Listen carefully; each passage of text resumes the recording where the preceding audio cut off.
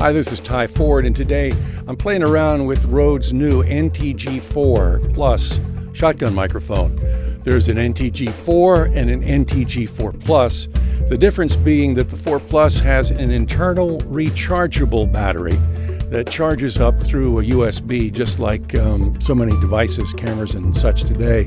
And basically you take the XLR out, and right up in the cavity there's a micro USB port. You plug into there, you plug into a computer or other power source for USB, and it charges right back up.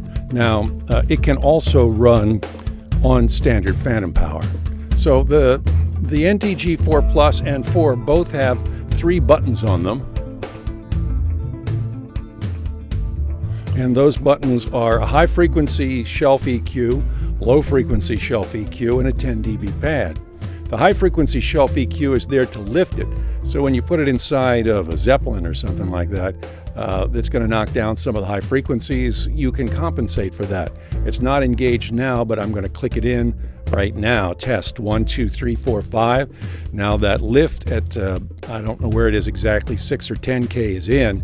And if I take it out, now I'm back down to more or less flat.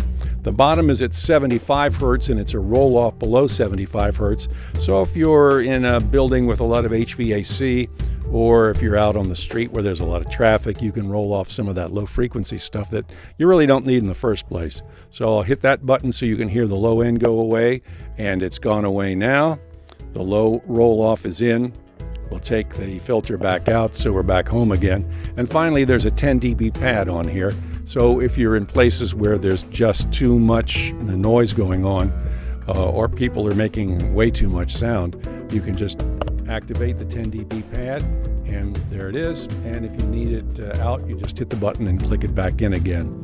I thought it'd be interesting to compare the NTG4 Plus to the NTG2. They're very similar in many ways, according to Rode, but theoretically the diaphragm or capsule in the NTG4 is a little bit better.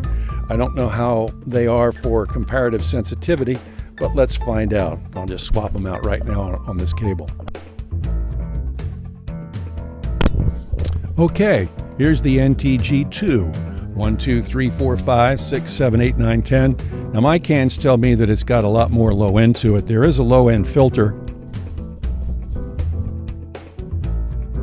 on the NTG2. And again, I'm real close to it. If I had it out more where it would normally be deployed a foot or so out, this is what you're listening to. 1, 2, 3, 4, 5, 6, 7, 8, 9, 10. I also have the NTG3, which is Rode's top of the line, the one with the RF condenser circuitry, which is a lot more rugged, especially in humid or wet environments. I'm going to go right to that and see what we sound like.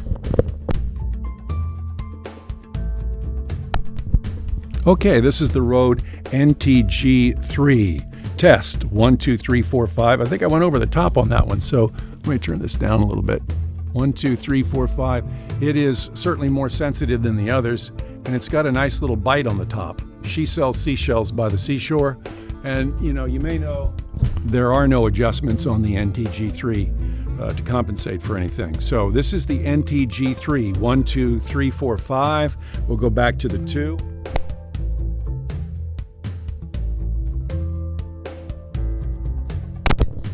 And this is the 2, 1, 2, 3, 4, 5. And it's not as sensitive, so I'm going to turn it up a little bit. Not as sensitive as the NTG3. And then we'll go to the NTG4 Plus that we started with.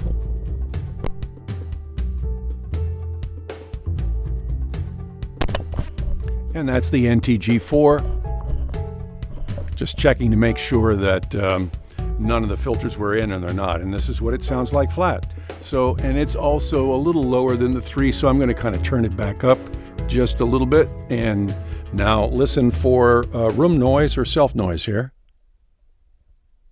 I'm making noise even as I sit here. Hang on a second.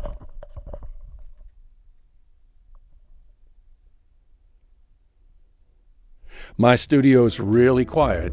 And yeah, I'm hearing a little something, but I think in normal dialogue situations, Self-noise is not an issue here. So there you have it. It's a look and a listen to the Rode NTG4 and NTG4 Plus. Thanks for stopping by.